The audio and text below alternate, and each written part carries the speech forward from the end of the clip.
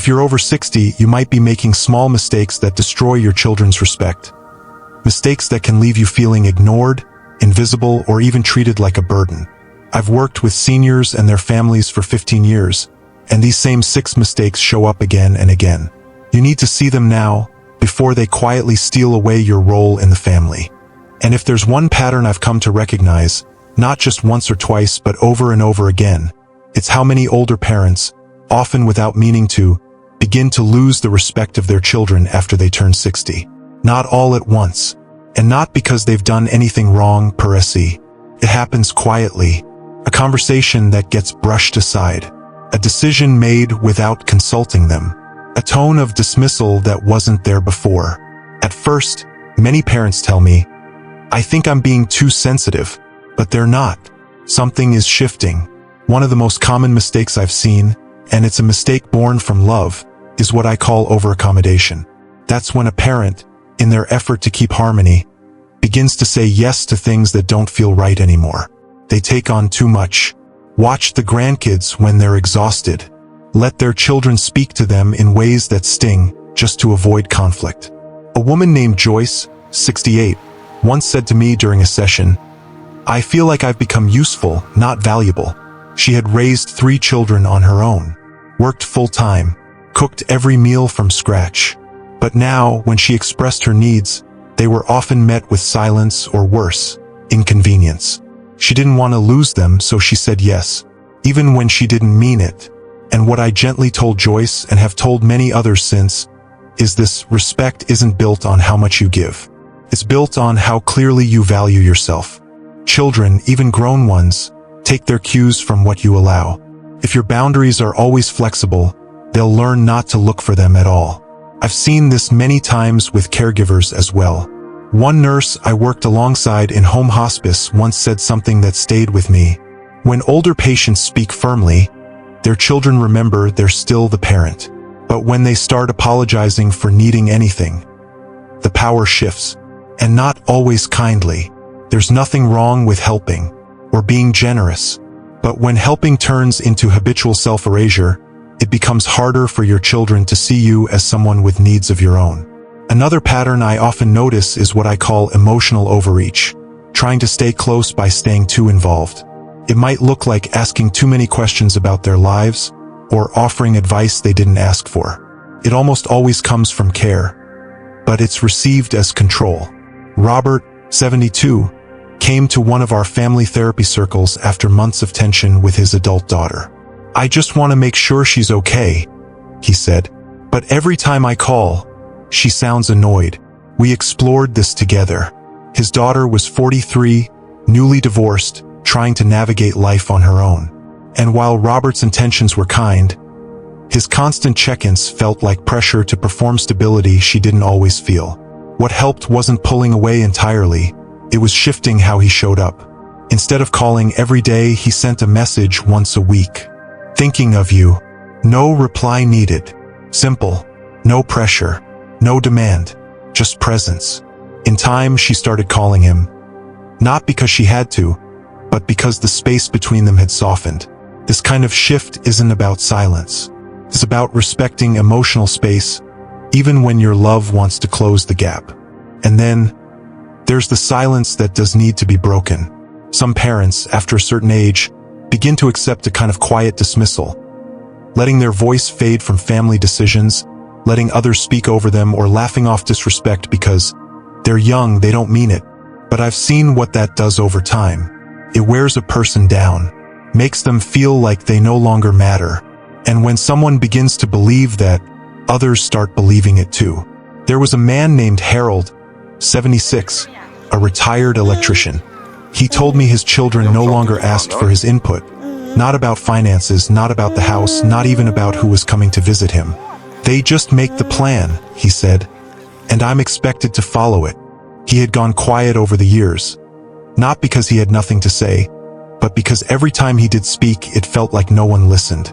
So one day, in a family session, I asked him to try something. The next time they made a decision for him to simply say, "I'd like to be part of this. My thoughts matter, even if we don't agree." That's it. Calm, clear, no edge. And he did.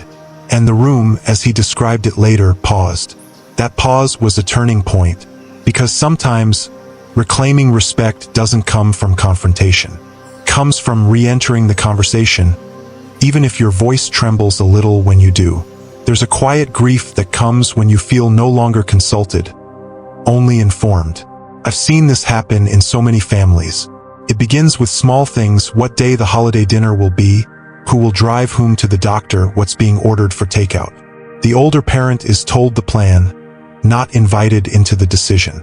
It may seem trivial, but repeated over time, it erodes a deep human need to be considered. Martha, 69, once said something that broke my heart. They talk to me like I'm already gone, like I'm the furniture present, but not part of the conversation. This isn't usually done out of malice. Most adult children don't even realize they're doing it. They think they're being efficient, taking things off your plate. But in doing so, they often remove your seat at the table. What's important here isn't confrontation, but clarity. A small sentence gently placed can go a long way. I'd love to be included in planning next time. It helps me feel part of the rhythm. This doesn't demand. It invites. And what I've seen is, when a parent names the hurt without shaming the child, something begins to soften. The respect doesn't flood back all at once, but a door opens, and sometimes that's enough. Another subtle but common mistake I've observed is giving without boundaries, especially when it comes to time, money, or emotional energy. Many older parents fall into this rhythm of saying yes, not just because they want to help, but because they fear what happens if they say no. They fear being left out, or being seen as ungrateful, or perhaps deepest of all, being no longer needed.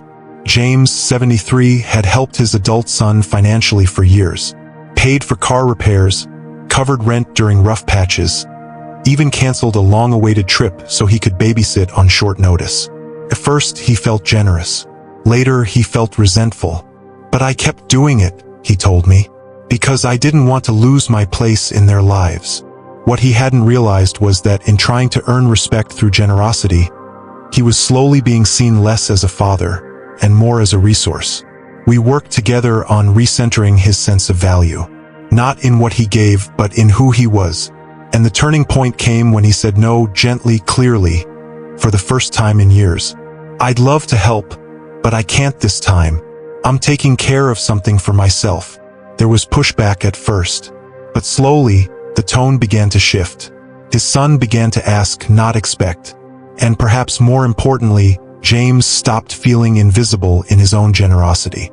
Because here's the truth. Generosity that's not respected becomes obligation.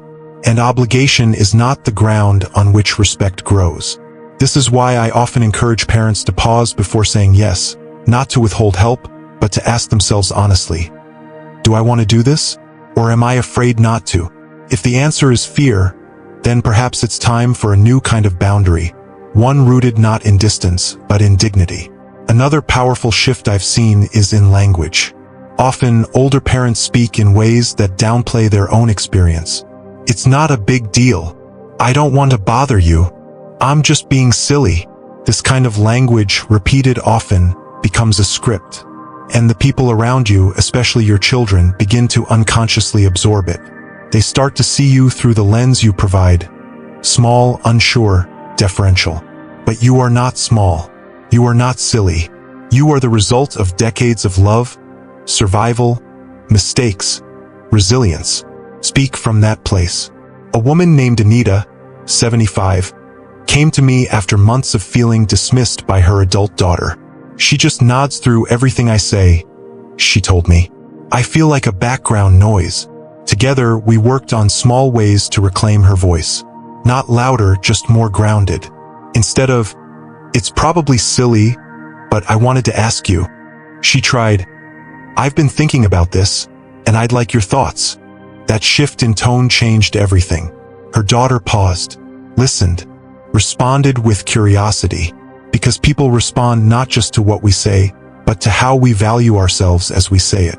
If you're still here, feel free to leave your thoughts below. I read each one with care. There's a particular kind of loneliness I've seen in many older adults, and it's not the loneliness of being physically alone. is the loneliness of being needed less. At some point after 60, many parents begin to feel like their role is no longer clearly defined. The children are grown, the routines are quieter, and the space once filled by caregiving becomes still. Some try to fill that space by becoming overly available, emotionally, logistically, even spiritually, hoping that if they remain central, they won't be left behind. But what I've learned over years of observing this pattern is that being overly emotionally dependent on your children can quietly push them away. Helen, a woman I worked with who was 71, put it plainly, "I don't call because I have something urgent. I call because I want to feel needed." Her adult son had begun answering her calls with polite brevity. Shorter visits, less eye contact. "He loves me," she said, "but I can feel him pulling away." And she was right. He did love her, but he also felt the invisible weight of her emotional reliance.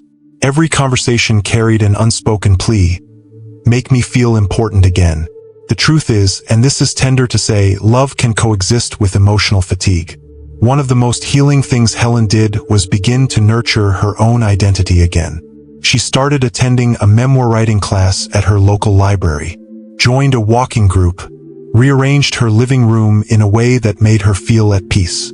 And over time, something unexpected happened. Her son began calling her. "What you been up to, Mom?" He sounded curious, light, unburdened. It wasn't magic. It was space. When we reclaim our own emotional ground, our presence becomes a place others want to return to, not out of obligation, but out of respect. This also connects to another quiet mistake I often witness: fading into the background in your own home. Sometimes older adults begin to believe their presence is less valuable than it once was. They feel the shift in tone from their children, a subtle condescension, a distracted aha, a feeling that decisions are being made around them rather than with them. In response, many parents go quiet. "I just didn't want to cause a fuss," a man named Leonard, 78, once told me. "They had it all planned. I figured I'd just go along." But when we go along with everything, even when it doesn't feel right, we stop being seen as participants in the family and start being seen as background. Leonard began practicing a very gentle form of re-entry. He started saying things like, "If it's okay, I'd like to add a thought here. I appreciate the plan, and I'd love to offer another idea." He wasn't trying to take control.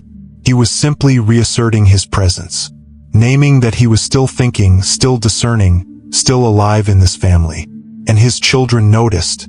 Respect, especially from adult children, often begins where mutual participation is restored.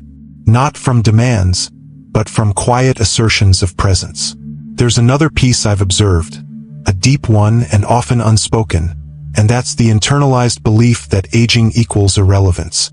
It seeps in slowly, through advertising, through social cues, through jokes, through the way younger generations speak about boomers or old-school ideas.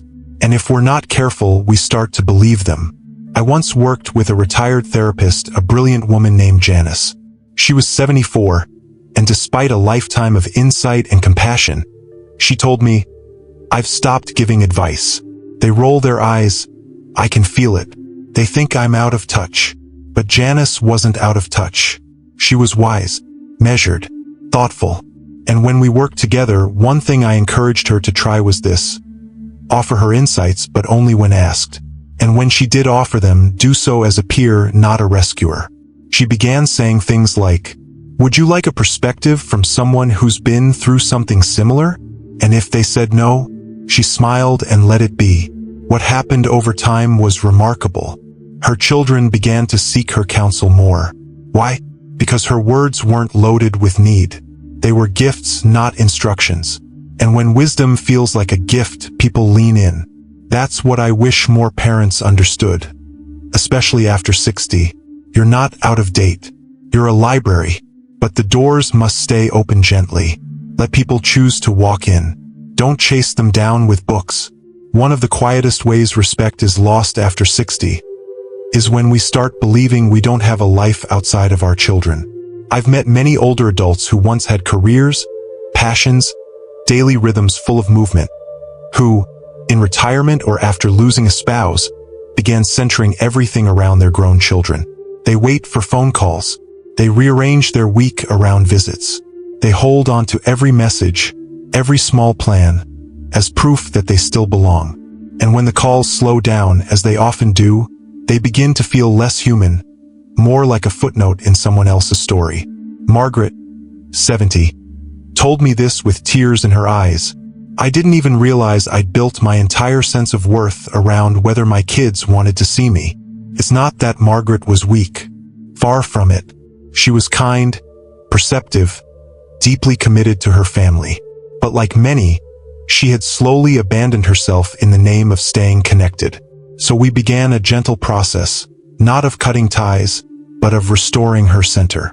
She joined a gardening club, started reading again, took a weekend watercolor class, and perhaps most importantly, she stopped texting first every time. First, there was silence. But then her children began to reach out. They were curious. "Mom, what have you been up to?" Their voices were softer, their questions less obligatory. Because here's the truth. When your life becomes bigger than just waiting for theirs, you become someone worth leaning toward again. Not because you demanded attention, but because you reminded them you're still a person, still growing, still worth knowing. And that shift in energy, it changes everything. Another thing I've noticed over the years is how older parents sometimes begin to over-explain themselves, apologizing for things that don't need apology. "I'm sorry to bring this up. I don't mean to be a burden. I probably shouldn't have said anything." What they're really saying underneath is, "I'm not sure I have the right to take up space here." But you do. You have earned your place in every conversation, every room, every family moment. And the way we reclaim that place is not through volume but through presence.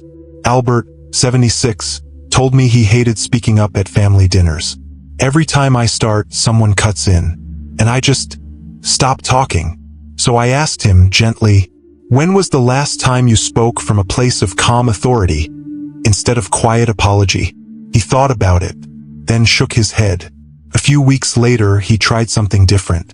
When someone interrupted, he paused, waited, then said, "I'll continue when you're ready." No anger, just dignity. And over time, they stopped interrupting. Because people respond to the cues we give them. If we present ourselves as optional, we are treated as such. If we speak with steadiness, others begin to steady themselves around us. I also want to talk about a subtle dynamic I've seen in adult children, especially those in their 30s, 40s, where they begin to see their aging parents not as full adults but as dependents. This role reversal often happens without intent. A child becomes the one paying bills, driving to appointments, managing logistics, and slowly, they start seeing their parent less as a person with perspective, and more as someone they have to manage. It's a dangerous slope, and many parents, unknowingly, reinforce it by shrinking, letting others decide everything, avoiding disagreement, saying, "You handle it, dear." But there is a deep difference between accepting help and relinquishing your identity. Sophia, a retired nurse I worked with, told me she began to feel like just another item on her daughter's to-do list. So we talked about how she could begin reasserting herself, not through confrontation but through re-engagement. She started with a simple sentence. "I appreciate you helping with this, but I'd like to be involved in the decisions too." That one phrase changed the rhythm. Her daughter, initially surprised, began checking in more often. "What do you think, Mom?" The balance began to return. Not perfectly, but respectfully. Because when we step back entirely, others step over us. When we step with them clearly, calmly, we walk side by side again. There's a phrase I often come back to when working with older clients, especially those struggling with feeling unseen. Respect doesn't shout. It returns when we stop chasing it. That's the quiet truth at the center of everything we've explored so far. It's not about reclaiming control. It's not about reminding your children what you've done for them. It's not about grand gestures or harsh ultimatums. It's about relearning how to take up space. Not loudly, not aggressively, but with the calm weight of someone who knows their own worth. And sometimes that means learning how to say less and mean more. I've seen this shift happen dozens of times over the years. The parent who once gave endlessly, hoping it would buy closeness, learns to give more slowly, with intention. The one who apologized for needing anything at all begins to speak without shrinking. The one who waited by the phone begins to fill their time with small joys that need no validation. These are not acts of rebellion. They're acts of self-respect. They are the beginning of being seen again.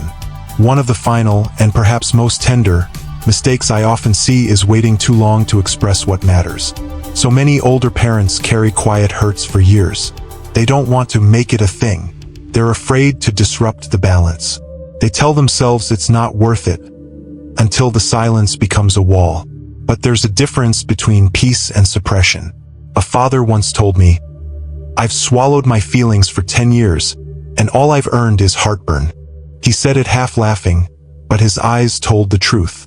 So we practiced naming just one thing clearly, gently. He called his daughter, and instead of saying, "I'm fine," he said, "Sometimes I feel like I'm not really part of things anymore, and I miss feeling included." That was it. No blame. No explosión. Just honesty. She was quiet at first. Then she said, "I didn't know you felt that way, Dad." That sentence, "I didn't know," is more common than you think. Our children don't always see what we carry until we offer them a glimpse. And no, they won't always respond the way we hope. But at least then we're standing in our truth, not waiting for someone to guess what's been buried under years of unspoken disappointment. To those watching who are over 60, or caring for someone who is, let me say this, you're still shaping the emotional weather of your family, even now. Not with control, but with clarity. Not with force, but with steadiness. Not with noise, but with presence. When you stop apologizing for who you are, when you speak from dignity instead of fear, when you find purpose outside of being needed, your children will feel the shift. They may not name it out loud, but something will soften. They will begin to listen again, not out of guilt, but because they've remembered who you are. Not just the parent who raised them, but the person behind that role. Someone worth hearing. Someone still here. And if they don't respond the way you hoped, that's okay too. Because the goal isn't to earn their respect through performance. The goal is to live with integrity, regardless of how others choose to respond. That's what brings peace. Not approval, but alignment. You're allowed to change. You're allowed to take up space. You're allowed to be more than someone else's mom or dad. You are still whole, still wise, still becoming. And if this kind of quiet reflection feels helpful to you, you're welcome to come back anytime. I'll be here.